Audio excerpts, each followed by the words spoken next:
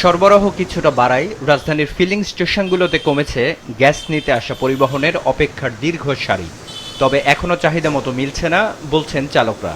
এদিকে গ্যাসের চাপ খুব বেশি না বাড়ায় এখনও বন্ধ রয়েছে বেশ কিছু ফিলিং স্টেশন। মেল ফ্যাক্টরি, অফিস আদালত সবকিছু বন্ধ থাকার কারণে এখন সাময়িকভাবে আর কি প্রেশারটা ভালো আছে।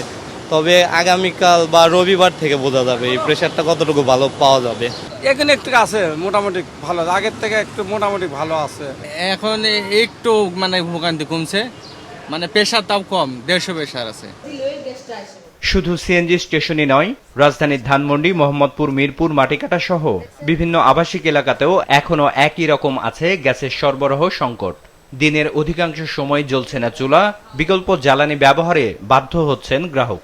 অনেকদিন ধরে গ্যাস আসে না, গ্যাসের অনেক সমস্যা, আমরা অনেক কষ্টে আছি গ্যাসের কারণে।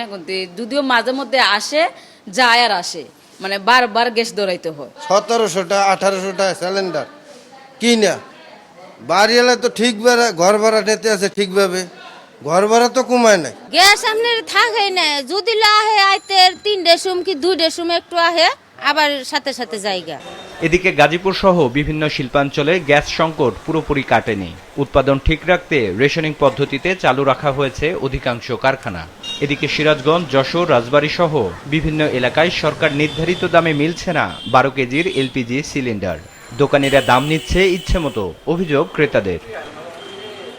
আজও কক্সবাজারের মহেশখালীর 2 এলএনজি টার্মিনাল থেকে জাতীয় গ্রিডে 700 মিলিয়ন ঘনফুট গ্যাস সরবরাহ হয়েছে।